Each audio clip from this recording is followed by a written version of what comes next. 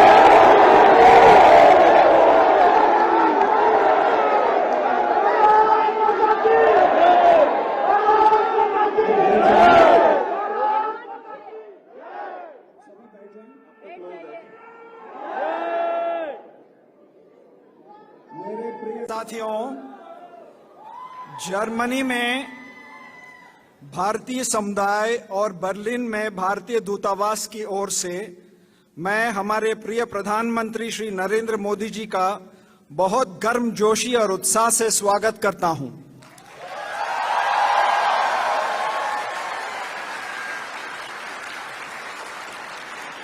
आज हमारे यहां एकत्रित होने का आनंद हमारे प्रधानमंत्री जी की उपस्थिति से कई गुना बढ़ गया है।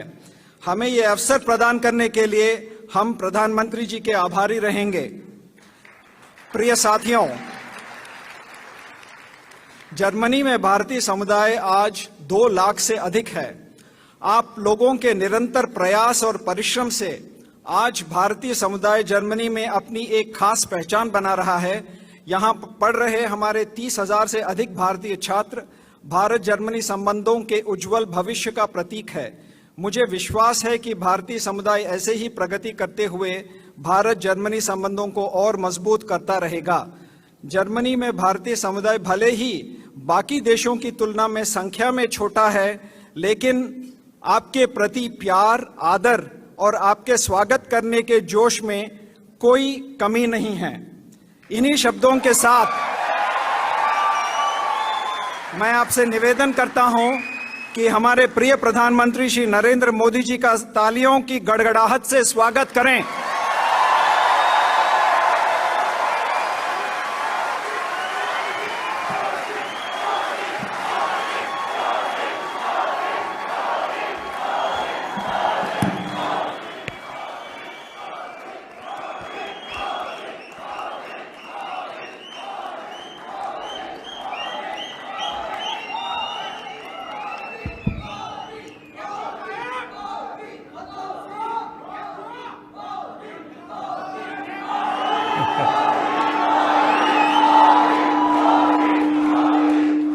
भारत माता की, भारत माता की। नमस्कार।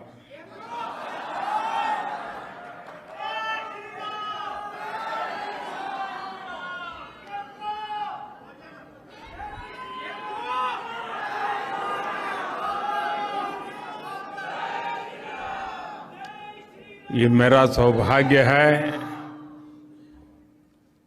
कि मुझे मां भारती के संतानों को आज जर्मनी में आकर के मिलने का अवसर मिला है।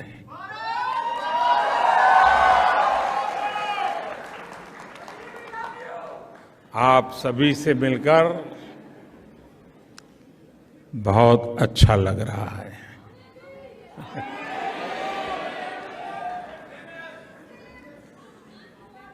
आप में से बहुत से लोग जर्मनी के अलग अलग शहरों से आज यहाँ बर्लिन पहुंचे हैं।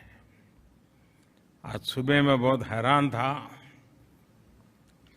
कि ठंडी का समय है। यहाँ भारत में गर्मी बहुत है इन दिनों, लेकिन कई छोटे छोटे बच्चे भी सुबह 4, साढ़े 4 बजे आ गए थे। आपका ये प्यार, आपके आशीर्वाद, ये मेरी बहुत बड़ी ताकत है।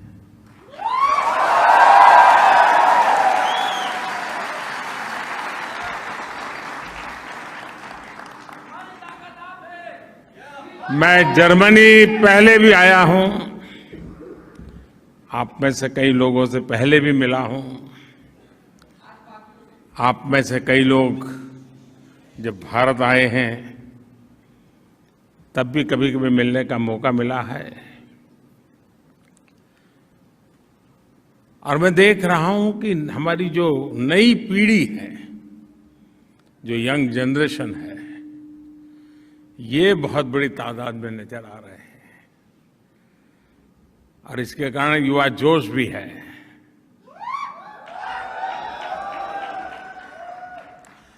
लेकिन आपने अपने व्यस्त पल समयों में से ये समय निकाला, यहां आए। मैं हृदय से आप सबका बहुत आभारी हूं। अभी हमारे राजदूत बता रहे थे कि यहां संख्या की दृष्टि से तो जर्मनी में भारतीयों की संख्या कम है, लेकिन आपके स्नेह में कोई कमी नहीं है।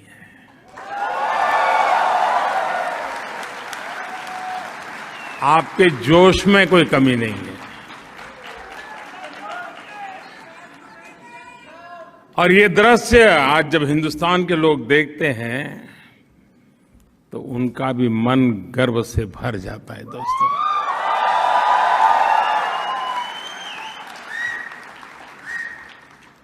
साथियों, आज मैं आपसे न मैं मेरी बात करने आया हूं,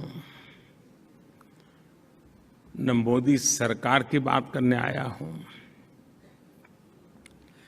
लेकिन आज मन करता है कि जी भर के आप लोगों को, करोड़ों करोड़ों हिंदुस्तानियों के सामर्थ्य की बात करूं, उनका गौरवगान करूं, उनके गीत गाऊं। और जब मैं कोटि कोटि हिंदुस्तानियों की बात करता हूं तो सिर्फ वो लोग नहीं जो वहां रहते हैं, वे लोग भी जो यहां रहते हैं।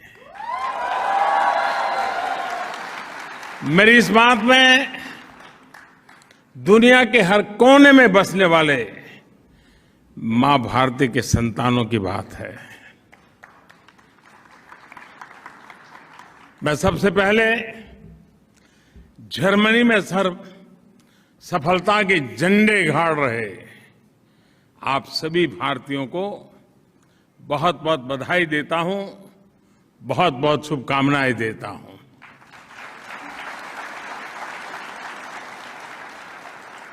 साथियों, 21वीं सदी का ये समय भारत के लिए, हम भारतीयों के लिए और विशेष करके हमारे नौजवानों के लिए बहुत महत्वपूर्ण समय है। आज भारत मन बन चुका है और भारत ने वो मन बना लिया है। भारत आज संकल्प लेकर के आगे बढ़ रहा है। आज भारत को पता है कहां जाना है, कैसे जाना है, कब तक जाना है।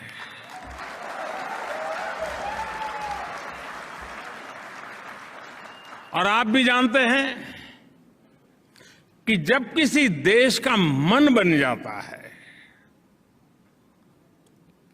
तो वो देश नए रास्तों पर भी चलता है और मनचाही मंजिलों को प्राप्त करके भी दिखाता है।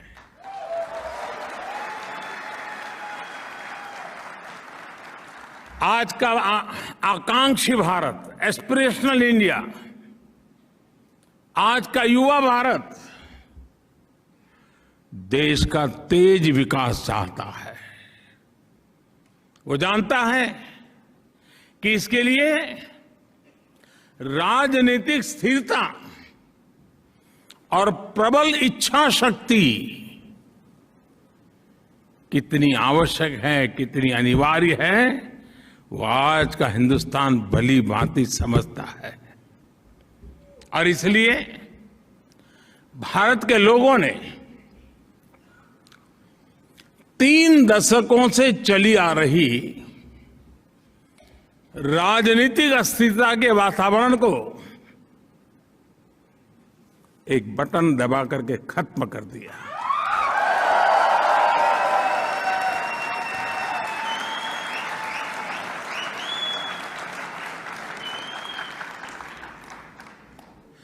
भारत के मतदाता को पिछले 7-8 साल में उसके वोट की ताकत क्या होती है और वो एक वोट हिंदुस्तान को कैसे बदल सकता है, उसका एहसास होने लगा है।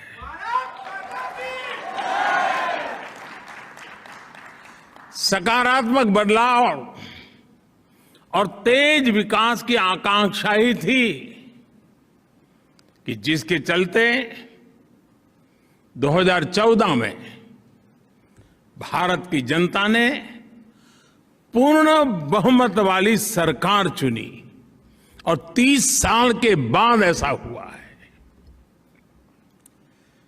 ये भारत की महान जनता की दूरदृष्टि है कि साल 2019 में उसने देश की सरकार को पहले से भी ज्यादा मजबूत बना दिया।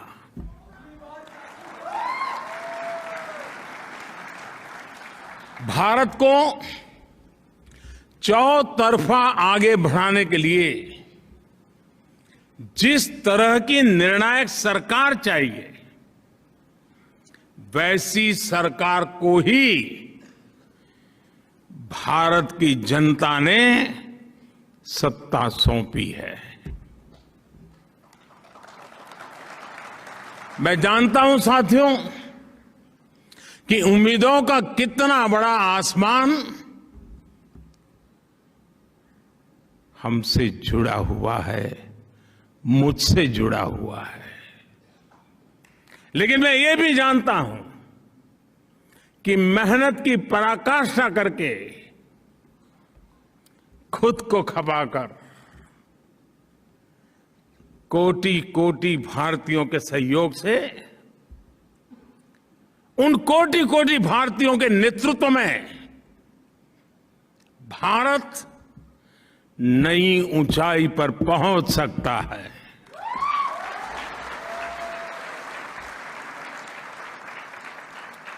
भारत अब समय नहीं गंवाएगा।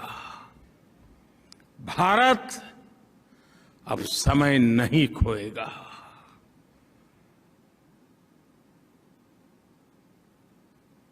आज वक्त क्या है, इस वक्त का सामर्थ्य क्या है और इसी वक्त में पाना क्या है, वह हिंदुस्तान भली भांति जानता है।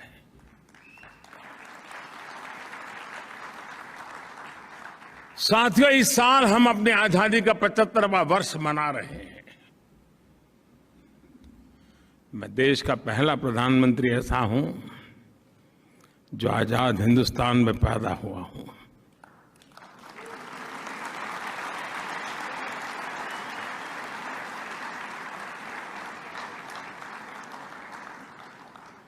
भारत जब अपनी आजादी के 100 वर्ष मनाएगा,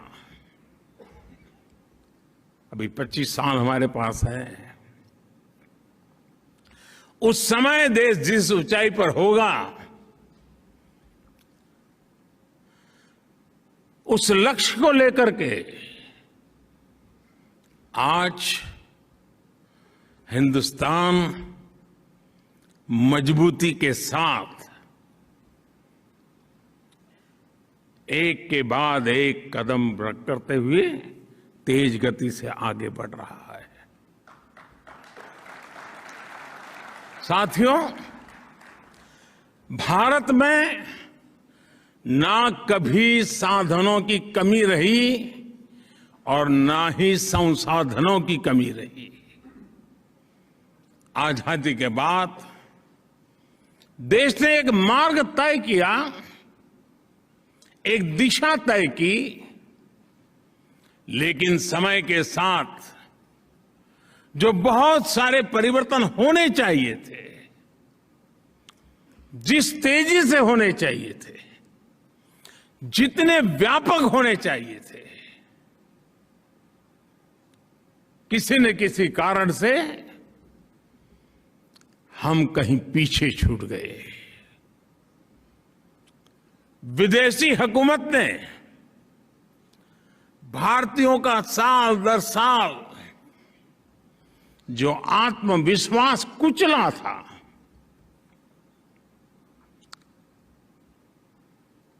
उसकी भरपाई का एक ही उपाय था, फिर से एक बार भारत के जन जन में आत्मविश्वास भरना, आत्मगौरव भरना, और उसके लिए सरकार के प्रति भरोसा बनना बहुत जरूरी था।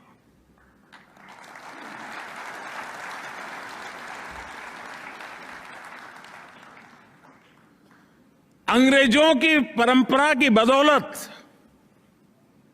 सरकार और जनता के बीच में एक भरोसे की बहुत बड़ी खाई थी। शक के बादल मंडरा रहे थे,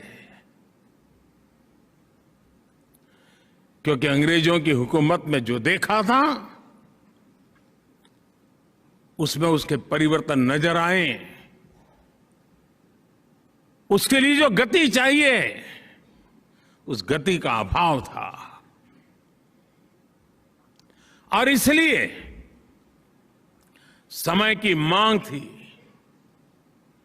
कि सामान्य मानवीय की जिंदगी में से सरकार कम होती चली जाए, सरकार हटती जाए।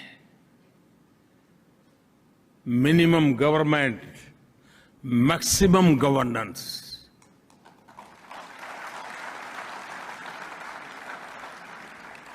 जहां जरूरत हो वहां सरकार का अभाव नहीं होना चाहिए,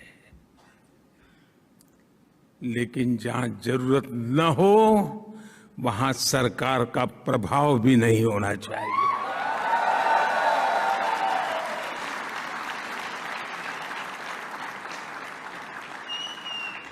साथियों, देश आगे बढ़ता है जब देश के लोग, जनता जनार्दन स्वयं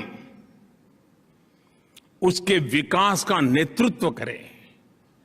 देश आगे बढ़ता है जब देश के लोग आगे आकर के उसकी दिशा तय करें।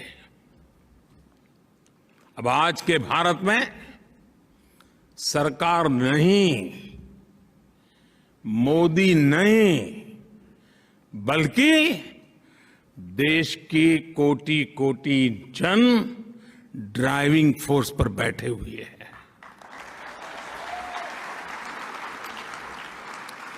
इसलिए हम देश के लोगों के जीवन से सरकार का दबाव भी हटा रहे हैं और सरकार का बेवजह का दखल भी समाप्त कर रहे हैं।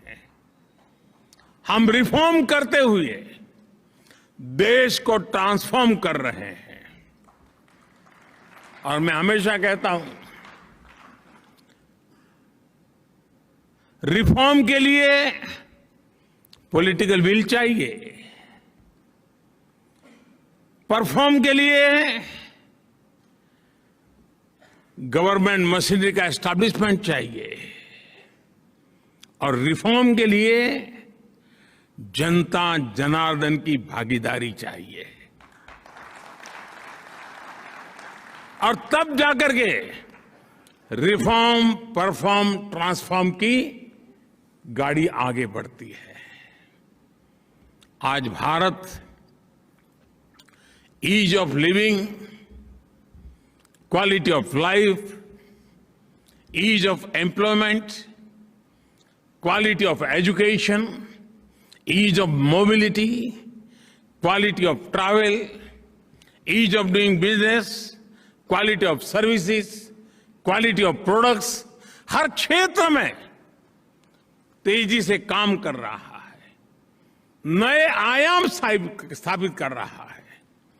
वही देश है जो आप जिसे छोड़ करके आए थे यहां, देश वही है।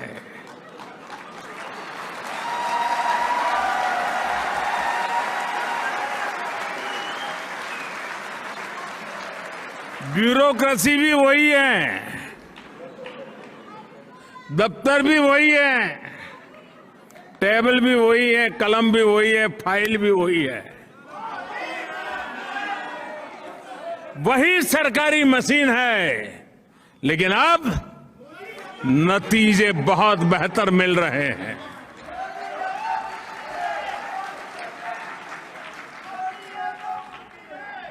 साथियों, 2014 से पहले जब भी मैं आप जैसे साथियों से बात कर रहा था तो एक बहुत बड़ी शिकायत, और आपको भी पुराने दिन याद होंगे या कभी आज जाते होंगे तो देखते होंगे, जहां भी देखो लिखा होता था वर्क इन प्रोग्रेस।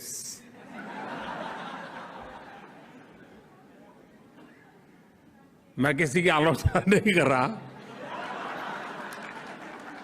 लेकिन हमारे यहां होता यही रहा कि पहले कहीं सड़क बनती है, फिर बिजली के लिए सड़क खोदी जाती है, फिर पानी वाले पहुंचते हैं, वो पानी फेर देते हैं, फिर टेलीफोन वाले आते हैं, वो कुछ और ही खड़ा कर देते हैं।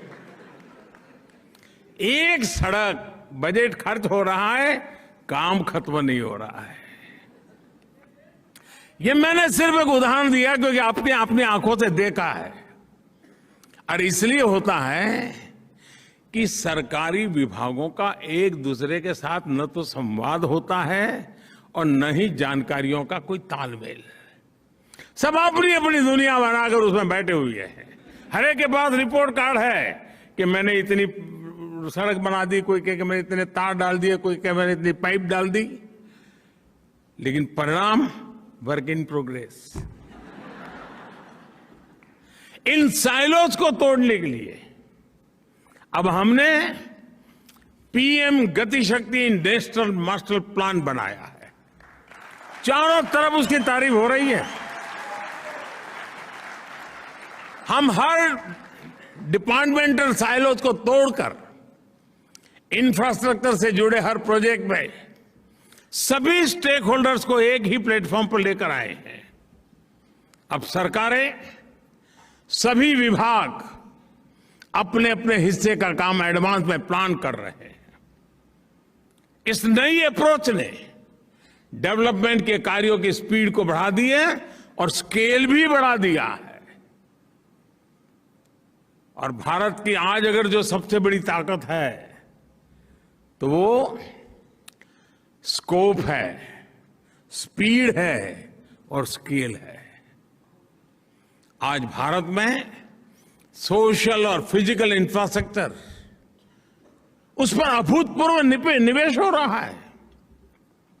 आज भारत में नई शिक्षा नीति को लागू करने के लिए सहमति का एक वातावरण बना है, तो दूसरी तरफ नई स्वास्थ्य नीति, उसको लागू करने पर काम चल रहा है। आज भारत में रिकॉर्ड संख्या में नए एयरपोर्ट्स बनाए जा रहे हैं। छोटे छोटे शहरों को एयर रूट से जोड़ा जा रहा है।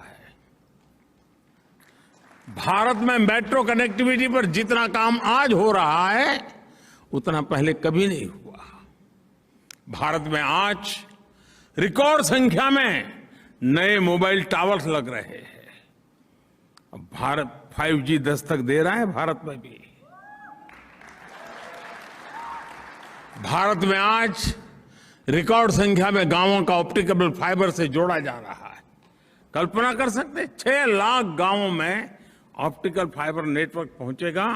हिंदुस्तान के गांव दुनिया के साथ किस प्रकार से अपना नाता जोड़ेंगे, इसकी आप कल्पना कर सकते हैं।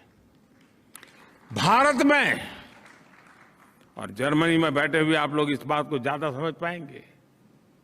भारत में जितनी फास्ट इंटरनेट कनेक्टिविटी है,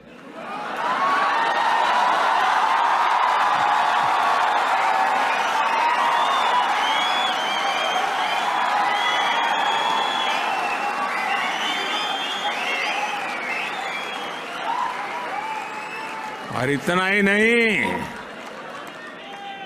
तालियां तो अब बजने वाली है। तालियां इस बात पर बजने वाली हैं कि जितना सस्ता डेटा है वो बहुत से देशों के लिए अकल्पनीय है।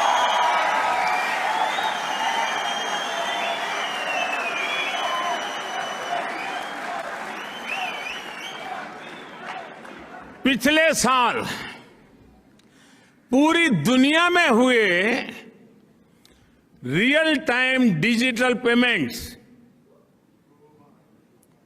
कान खोल दो, रियल टाइम डिजिटल पेमेंट में से मैं पूरी दुनिया की बात कर रहा हूं। अब भारत छोटा नहीं सोचता है।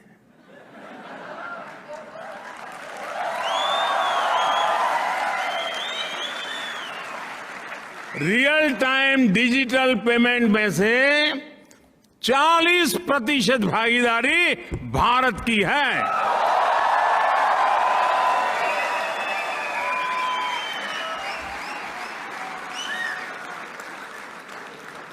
साथियों, मैं एक और बात आपको बता दूं, जिसे जानकर पता नहीं आप बैठे रहेंगे कि नहीं बैठे रहेंगे, लेकिन आपको जरूर अच्छा लगेगा। भारत में अब ट्रैवल करते समय, कहीं आते जाते समय जेब में कैश लेकर चलने की मजबूरी करीब करीब खत्म हो चुकी है।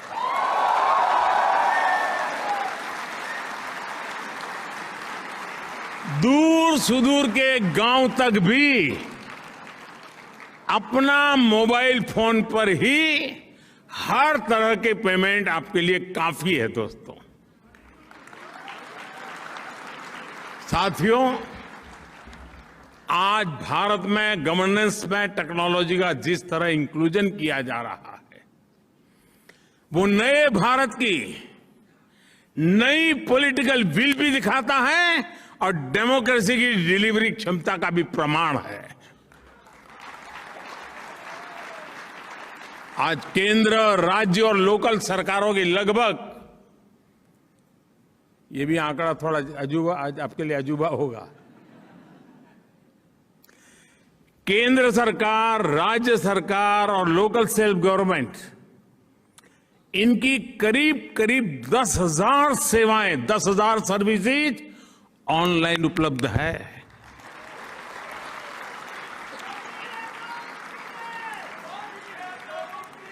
सरकारी मदद हो, स्कॉलरशिप हो, किसान को फसल की कीमत हो, सब कुछ अब डायरेक्ट बैंक अकाउंट में ट्रांसफर होते हैं। अब किसी प्रधानमंत्री को ये कहना नहीं पड़ेगा कि मैं दिल्ली से 1 रुपया भेजता हूं और 15 पैसा पहुंचते हैं।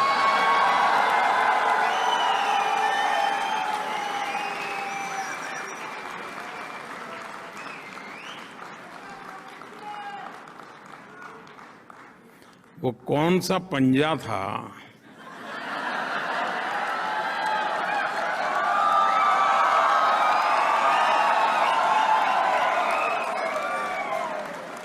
जो 85 पैसा घिस लेता था।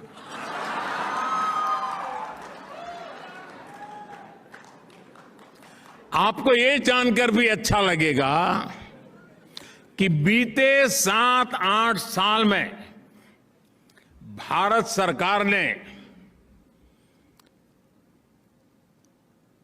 आंकड़े याद रहेंगे मैं इतना सारा बता रहा हूं,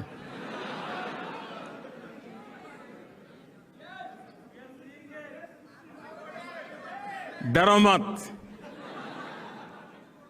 ये आप ही का पुरुषार्थ है, आप ही की कमाल है। पिछले 7-8 साल में भारत सरकार ने डीबीटी, डायरेक्ट बेनिफिट ट्रांसफर, सीधा एक क्लिक किया, जो हकदार है उसके खाते में पैसे चले गए। डायरेक्ट जो डीबीटी के द्वारा हमने पैसे भेजे वो अमाउंट है 22 लाख करोड़ रुपए से अधिक। यानी अब आप जर्मनी में हैं तो आपको बता दूं, $300 बिलियन से भी ज्यादा बेनिफिशियरीज के खाते में पैसे पहुंचे हैं। बीच में कोई बिचौलिया नहीं, कोई कट की कंपनी नहीं, कहीं कट मनी नहीं। इस वजह से सिस्टम में कितनी बड़ी ट्रांसपेरेंसी आई है और उसके कारण जो भरोसे की खाई थी, उस खाई को भरने का बहुत बड़ा काम इन नीतियों के कारण, इस नीयत के कारण और इस टेक्नोलॉजी के माध्यम से हो पाया है।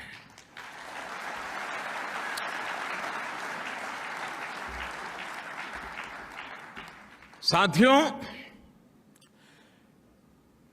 ऐसे टूल्स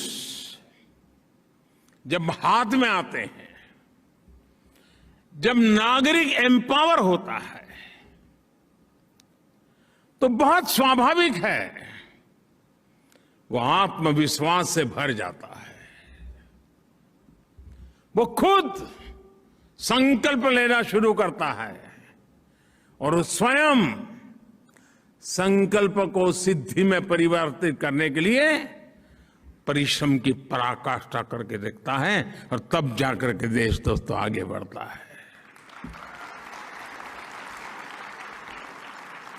और इसलिए दोस्तों, नया भारत आप सिर्फ सिक्योर फ्यूचर की नहीं सोचता, बल्कि भारत रिस्क लेता है, इनोवेट करता है, इंक्यूबेट करता है।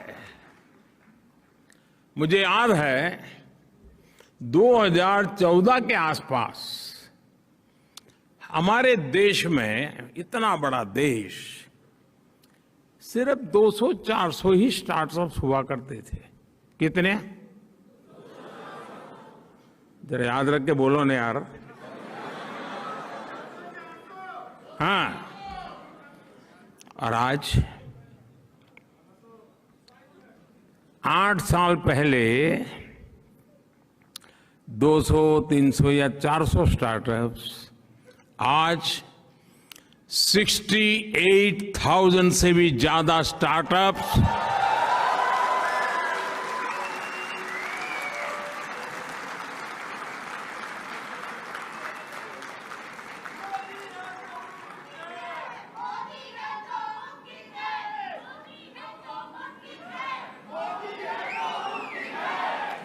दोस्तों मुझे बताइए, आपने सुनने के बाद कहां 400, कहां 68,000,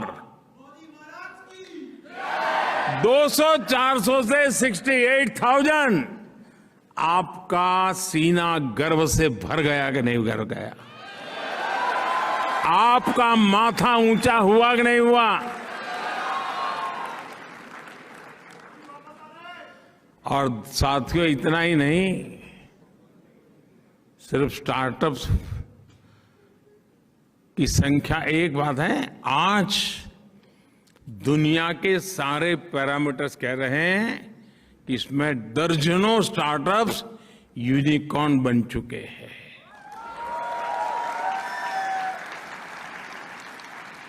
और अब मामला यूनिकॉर्न पर अटका नहीं है दोस्तों। आज मैं गर्व से कहता हूं कि मेरे देश में बहुत सारे यूनिकॉर्न्स देखते ही देखते डेकाकॉर्न भी बन रहे हैं। यानी $10 बिलियन का लेवल भी पार कर रहे हैं। मुझे याद है, मैं जब गुजरात में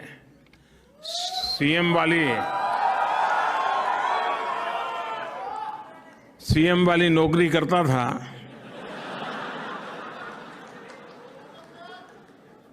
और किसी भी हमारे साथी बाबू को पूछता है बच्चे क्या करते हैं, तो बोले आईएएस की तैयारी करता है।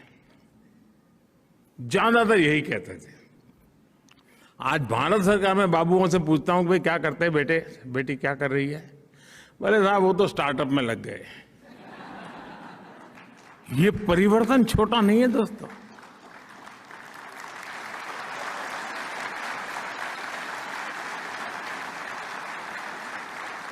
साथियों, मूल बात क्या है? मूल बात यही है, आज सरकार इनोवेटर्स के पांवों में जंजीर डालकर नहीं, उनमें जोश भर करके उन्हें आगे बढ़ा रही है।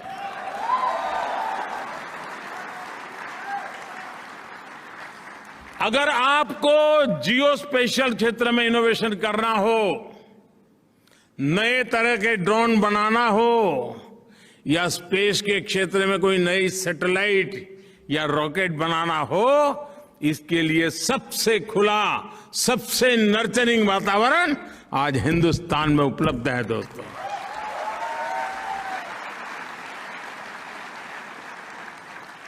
एक समय में भारत में कोई नई कंपनी रजिस्टर कराने चाहता था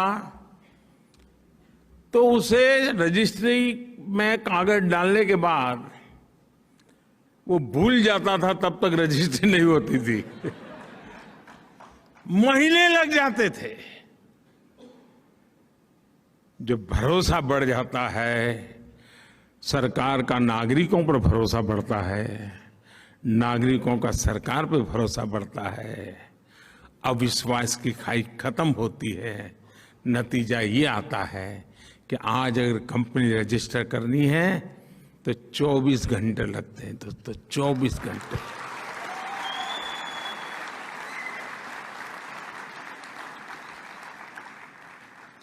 बीते कुछ वर्षों में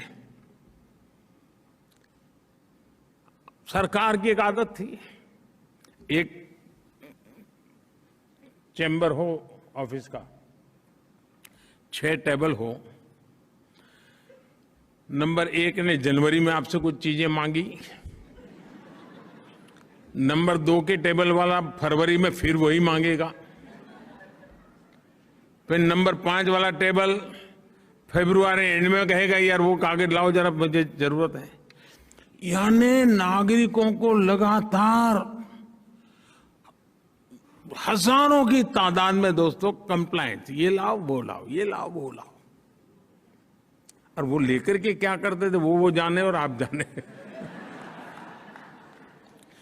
साथियों, आप हैरान हो जाएंगे, अब ये काम भी मुझे करना पड़ रहा है। 25,000 से ज्यादा कंप्लायंस खत्म किए हमने।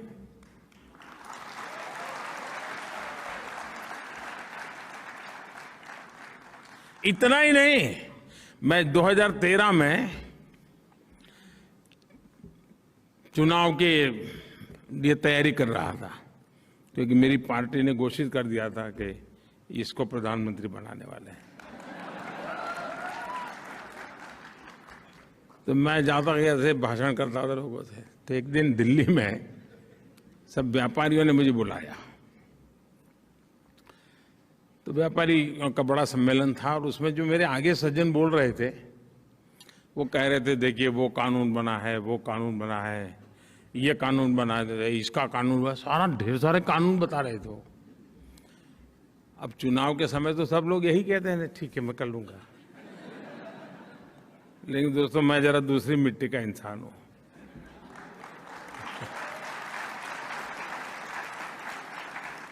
तो मैं भाषण देने के लिए खड़ा हुआ, ये 2013 की बात है। मैं भाषण देने के लिए खड़ा हुआ, मैंने कहा भाई आप लोग कानून बनाने की बात करते हैं, मेरा तो इरादा ही अलग है। मुझे पता नहीं, मैं आपको बताऊंगा वोट दोगे कि नहीं दोगे, मेरी तो छुट्टी कर दोगे आप लोग। मैंने कहा मैं आपको वादा करता हूं, मैं हर दिन एक कानून खत्म करूंगा आकर के।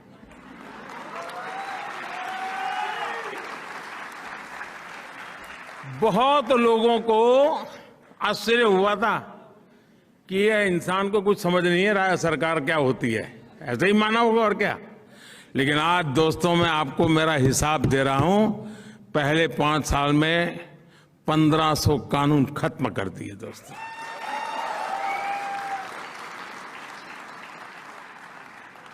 ये सब क्यों? ये नागरिकों पर ये कानूनों की जंजाल का बोझ क्यों? ये भारत देश आजाद हो चुका है ना, देश मोदी का नहीं है, देश 130 करोड़ नागरिकों का है।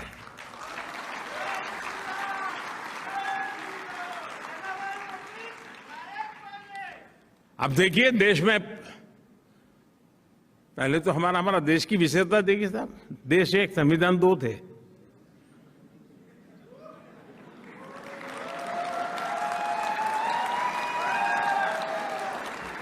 क्यों इतनी देर लगी? पुराने जमाने में कहते थे ट्यूबलाइट।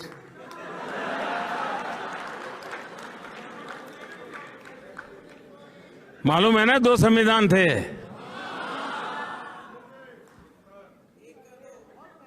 सात दशक हो गए दोस्तों, 7 दशक हो गए एक देश एक संविधान लागू करते करते।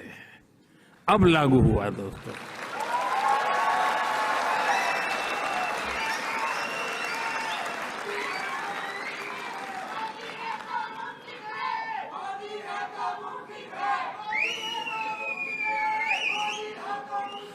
गरीब को राशन कार्ड दोस्तों, अगर वो जबलपुर में रहता है, राशन कार्ड वहां का है, और अगर मजबूरन उसको जयपुर में जाना पड़ा जिंदगी गुजारने के लिए, तो वो राशन कार्ड काम नहीं आता था। देश एक ही था, लेकिन राशन कार्ड अलग थे। आज 1 नेशन 1 राशन कार्ड हो गया।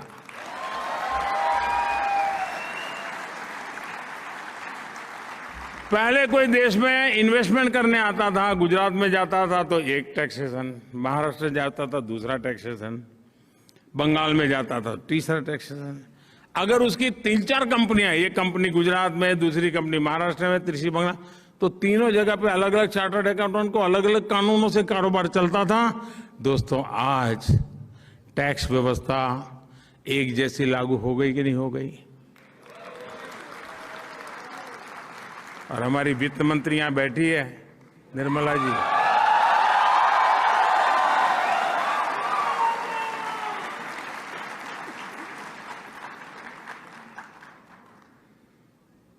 अप्रैल महीने में क्या हुआ मालूम है ना?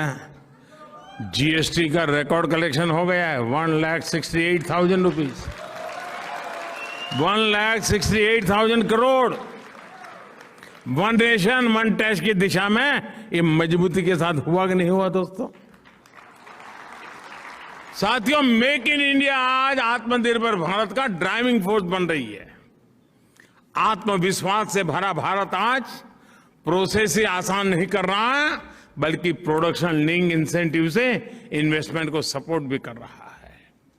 इसका बड़ा प्रभाव भारत से होने वाले एक्सपोर्ट पर भी दिख रहा है। अभी कुछ दिन पहले हमने $400 बिलियन एक्सपोर्ट का रिकॉर्ड तोड़ दिया।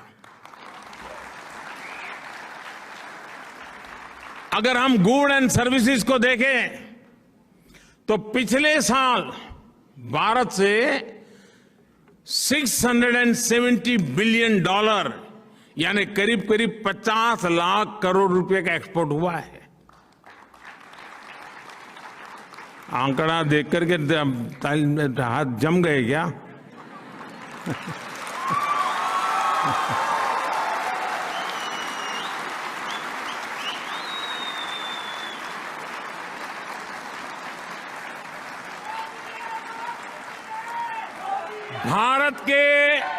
अनेक नए जिले नए नए देशों में नए नए डेस्टिनेशन पर एक्सपोर्ट के लिए अपना दायरा बढ़ा रहे हैं और तेजी से एक्सपोर्ट हो रहा है। और उसका एक मजा भी है, जो आज देश में बन रहा है ना, जीरो डिफेक्ट जीरो इफेक्ट के मंत्र से लेकर के चल रहा है कि प्रोडक्शन की क्वालिटी में डिफेक्ट नहीं है और प्रोडक्शन में एनवायरनमेंट पर कोई इफेक्ट नहीं है।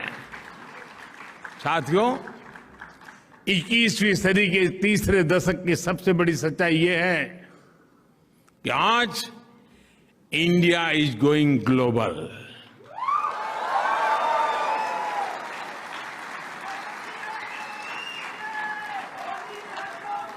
कोरोना के इसी काल में भारत ने 150 से ज्यादा देशों को जरूरी दवाइयां भेजकर अनेकों जिंदगियां बचाने में मदद की।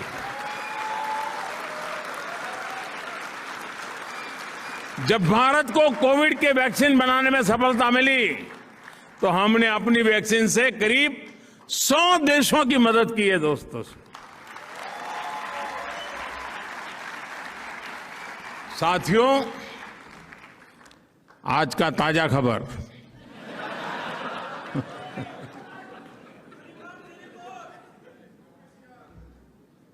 रुकावट के लिए खेद है।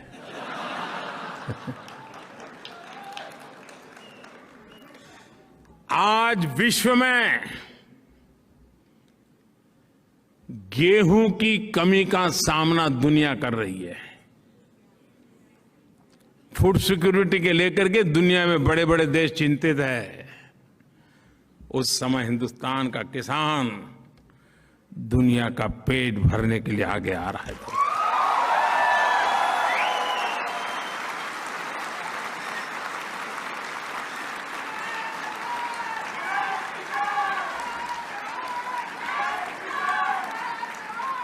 साथियों, जब भी मानवता के सामने कोई संकट आता है तो भारत सॉल्यूशन के साथ सामने आता है। जो संकट लेके आते हैं, संकट उनको मुबारक, सॉल्यूशन लेकर के हम आते हैं, दुनिया का चाय चयकार हो जाता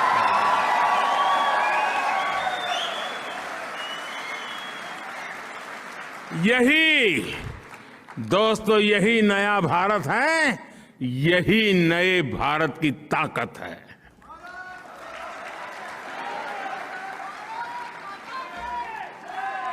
आप में से जो लोग वर्षों से भारत नहीं गए हैं, शर्मिंदगी मत महसूस करो, लेकिन उनको जरूर लगता होगा आखिर ये हुआ कैसे, इतना बड़ा परिवर्तन आया कैसे।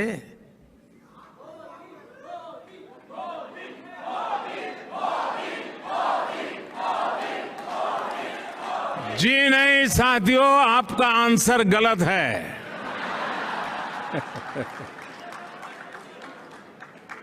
मोदी ने कुछ नहीं किया है, 130 करोड़ देशवासियों ने किया है।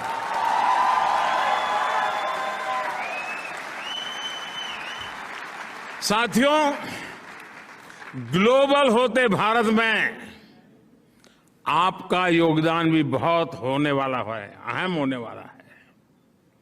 आज भारत में लोकल के प्रति जो क्रेज पैदा हुआ है वो वैसा ही है जब आजादी के आंदोलन के समय स्वदेशी वस्तुओं के लिए पैदा हुआ था।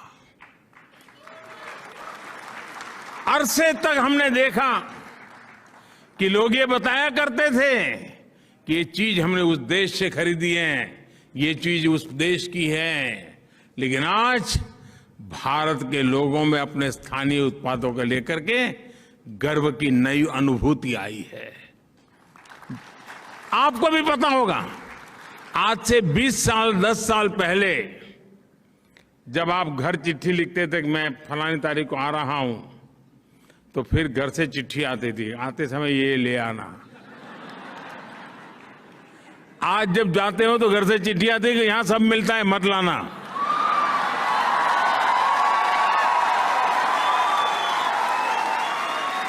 मैं सही बता रहा हूं कि नहीं बता रहा हूं? यही है ना।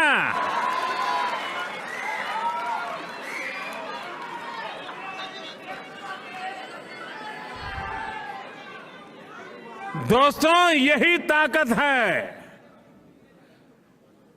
और इसलिए मैं कहता हूं वोकल फॉर लोकल। लेकिन आपका लोकल यहां वाला नहीं।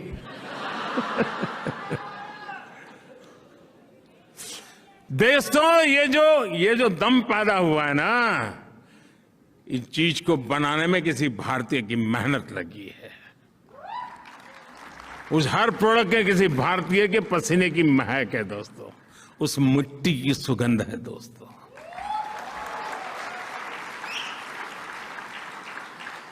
और इसलिए जो हिंदुस्तान में बना हुआ हो, हिंदुस्तान की मिट्टी की जिसमें सुगंध हो, हिंदुस्तान के युवा का जिसमें पसीना लगा हो, वो हमारे लिए फैशन स्टेटमेंट होना चाहिए दोस्तों।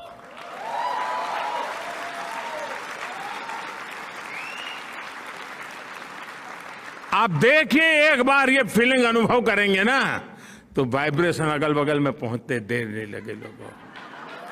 और फिर देखना जब जाओगे आप कि भी मैं हिंदुस्तान जा रहा हूं 10 दिन के लिए, तो यहां से लोग चिट्ठी देंगे कि वापस आते समय हिंदुस्तान से ले आना।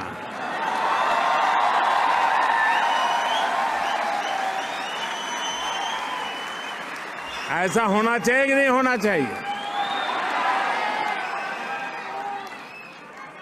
ये काम आपको करना चाहिए कि नहीं करना चाहिए?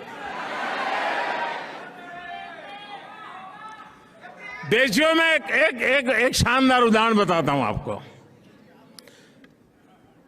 बड़ा सिंपल सा उदाहरण बताता हूं, और मैं उदाहरण देना चाहूं खादी। आप में से सब खादी को जानते हैं। खादी और नेता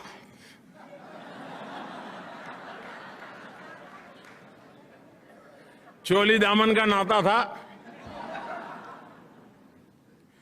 नेता और खादी अलग नहीं होते थे। खादी आते ही नेता दिखता था, नेता दिखते ही खादी दिखती थी। जिस खादी को महात्मा गांधी ने जिया, जिस खादी ने भारत में आजादी के आंदोलन को ताकत दी,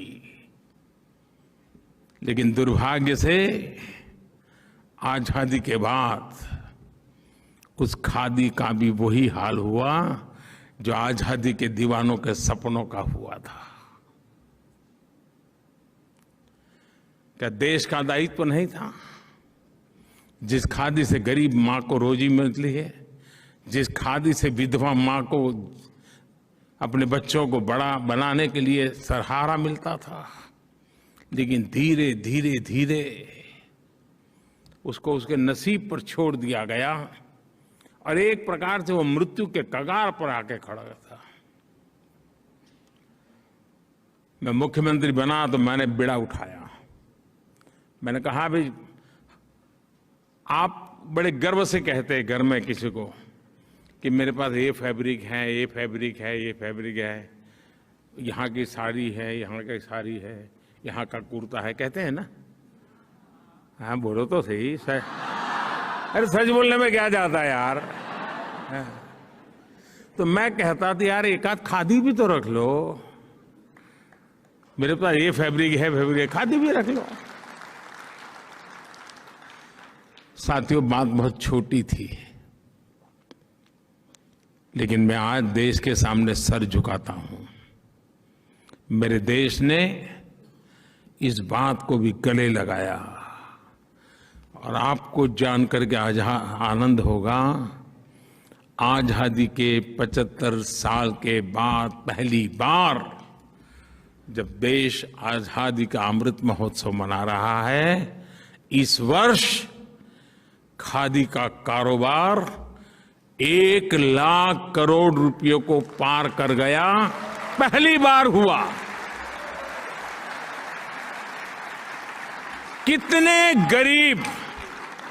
कितने गरीब विधवा माताओं को रोजी रोटी मिली होगी। देखो, पिछले 8 साल में खादी के उत्पादन में जो लगभग 250% की वृद्धि हुई है। और आप दायरा देखिए दोस्तों, मैं जिस मिजाज से स्टार्टअप की बात करता हूं ना, उसी मिजाज से खादी की भी बात करता हूं।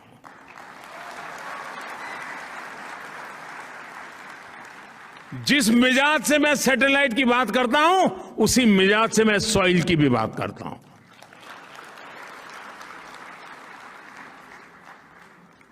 साथियों, आज मैं आप सभी से ये आग्रह करूंगा कि भारत के लोकल को ग्लोबल बनाने में आप भी मेरा साथ दीजिए।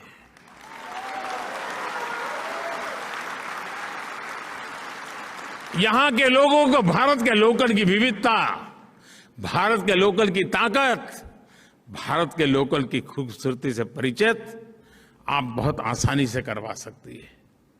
सोचिए, दुनिया में इतना बड़ा इंडियन डायस्पोरा, हर देश में फैला इंडियन डायस्पोरा, और इंडियन डायस्पोरा की विशेषता यह है, जैसे दूध में शक्कर मिल जाती है ना, वैसा ही मिल जाता है ये।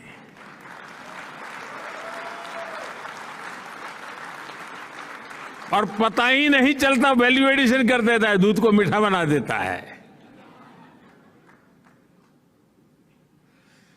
जिसके पास ये सामर्थ्य है, वो आसानी से हिंदुस्तान के लोकल को अपने प्रयासों से जर्मनी की धरती पर ग्लोबल बना सकता है।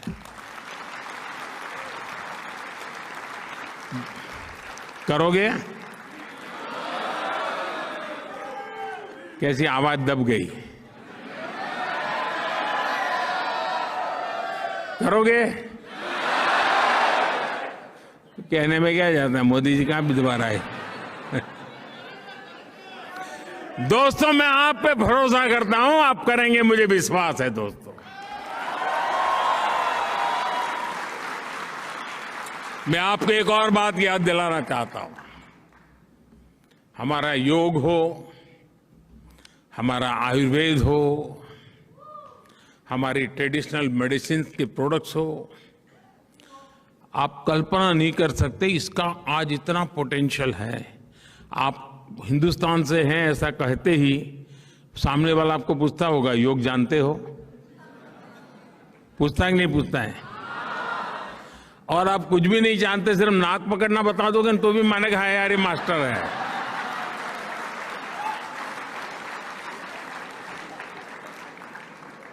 भारत के ऋषि मुनियों की तपस्या की आबरू इतनी है कि आप एक छोटा सा बोर्ड लगा दो या कोई ऑनलाइन प्लेटफॉर्म खड़ा कर दो और नाक पकड़ना सिखा दो, डॉलर देकर के फी देने आएगा कि नहीं आएगा?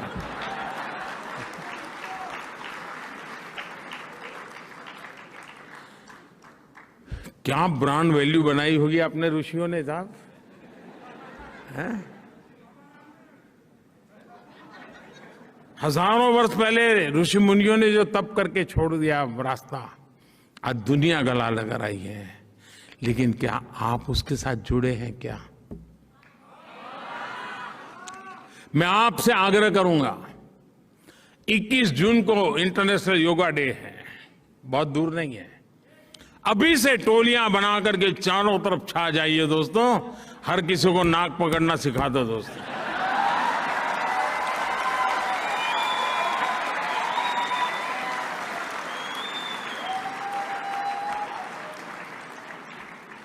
नाक काटना नहीं सिखाना है। साथियों, आज आपके बीच एक विषय की चर्चा करना चाहता हूं, वो है क्लाइमेट एक्शन।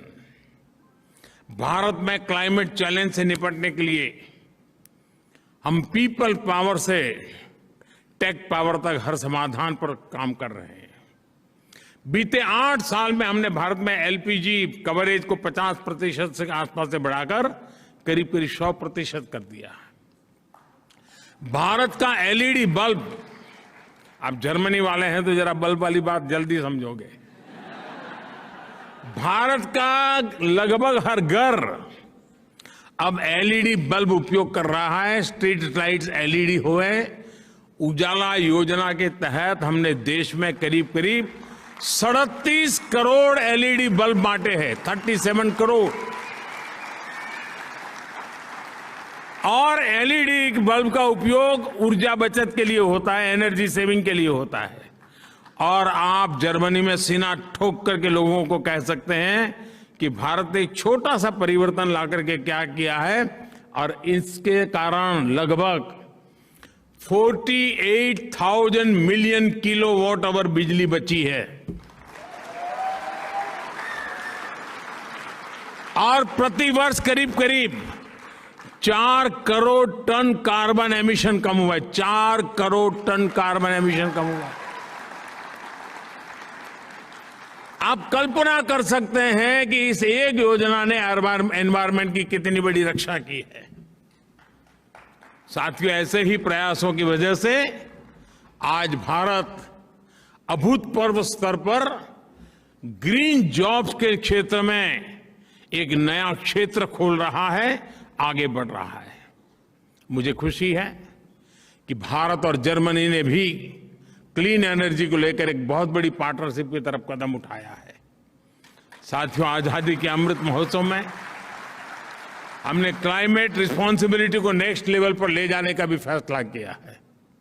मैं आपको एक उदाहरण देता हूं। भारतीयों ने देश के हर जिले में, हर डिस्ट्रिक्ट, यानी आप अंदाज कर सकते हैं जी क्या क्या मैं बता रहा हूं। हर डिस्ट्रिक्ट में 75 नए अमृत सरोवर बनाने का संकल्प लिया है, तालाब बनाने का। यानी देश में करीब करीब आने वाले 500 दिवस में, 500 डेज में 50,000 नए वाटर बॉडीज बनेंगे, पॉन्ड्स बनेंगे, या तो पुराने पॉन्ड को पुनर्जीवित किया जाएगा।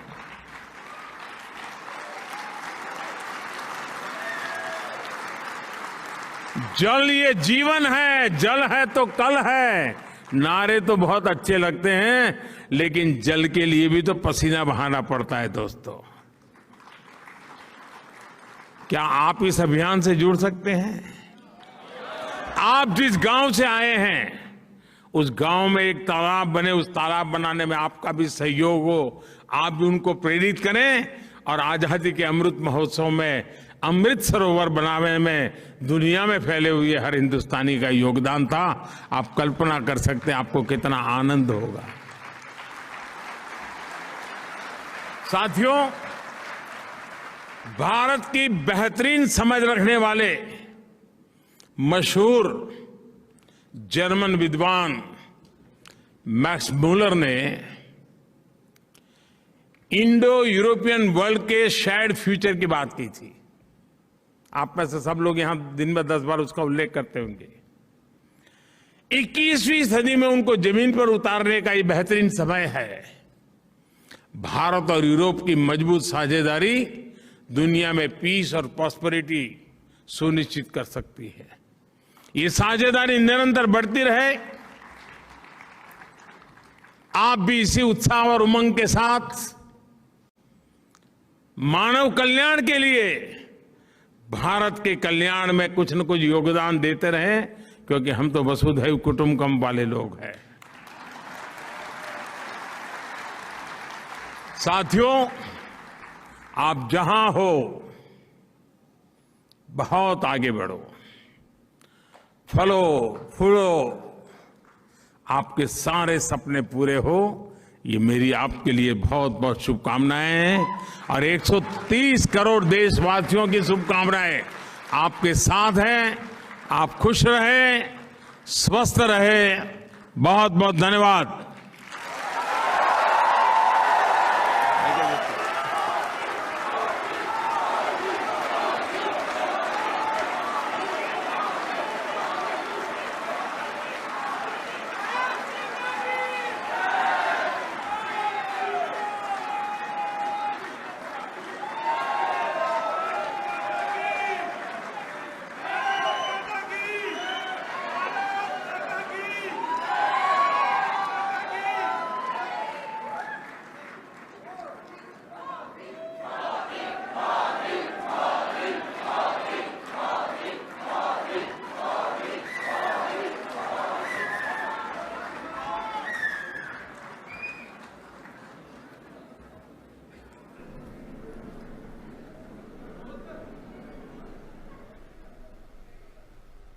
तो सीधे दृश्य आप देख रहे थे। प्रधानमंत्री नरेंद्र मोदी ने बर्लिन में भारतीय समुदाय को संबोधित किया। प्रधानमंत्री ने वहां पर जो भारतीय समुदाय मौजूद था उनके उत्साह को बढ़ाते हुए उनका हौसला अफजाई करते हुए बताया कि किस तरह से जो भारतीय समुदाय है देश के कोने कोने में और विदेशों में जो भारतीय समुदाय है उसका कितना महत्व है और वो कितना महत्व दे सकता है नए भारत के योगदान में, नए भारत को आगे